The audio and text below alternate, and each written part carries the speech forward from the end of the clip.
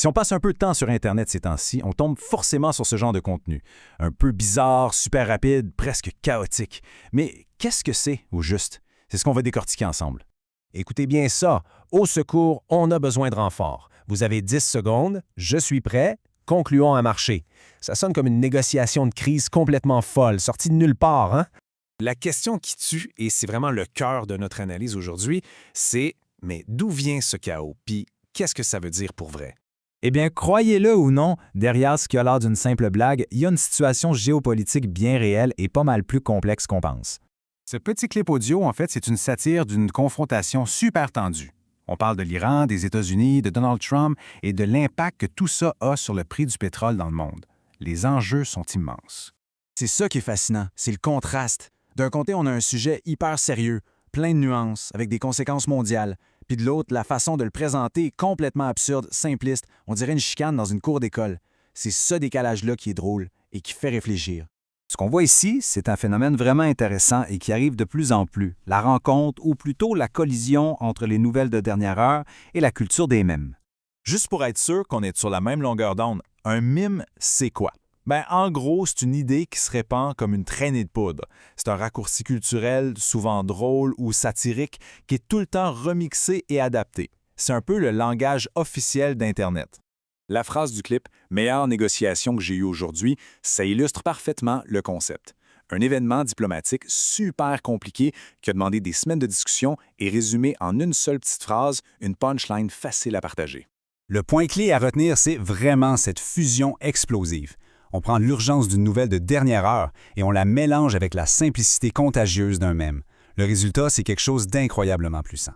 OK, mais la vraie question, c'est comment on fait pour fabriquer ce genre de contenu-là aussi vite? La réponse, et ça ne surprendrait peut-être personne, c'est l'intelligence artificielle. C'est ce qu'on appelle la satire par IA. L'idée, c'est d'utiliser l'intelligence artificielle pour créer, quasiment en direct, des commentaires drôles et critiques sur ce qui se passe dans le monde.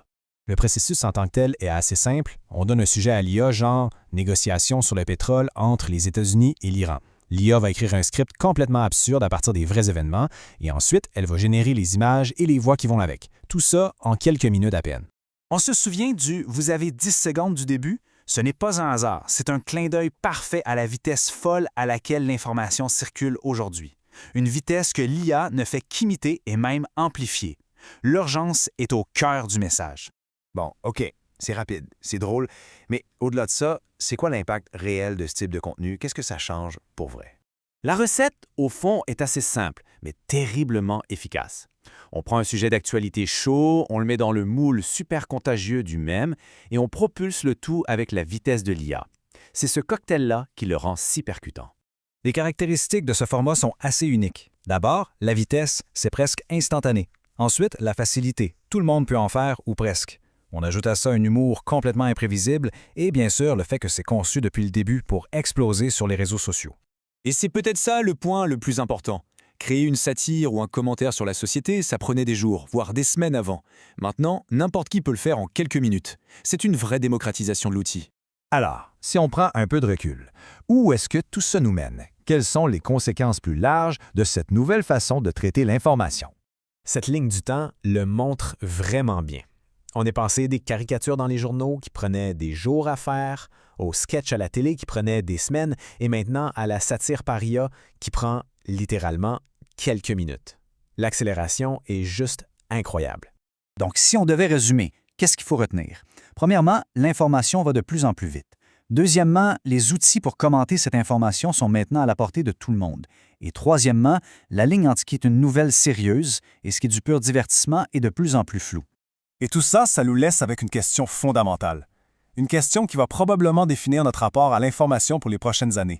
Dans ce nouvel univers médiatique rempli de contenu généré par l'IA, comment on fait la différence entre ce qui est vrai et ce qui est faux, entre la satire et la réalité?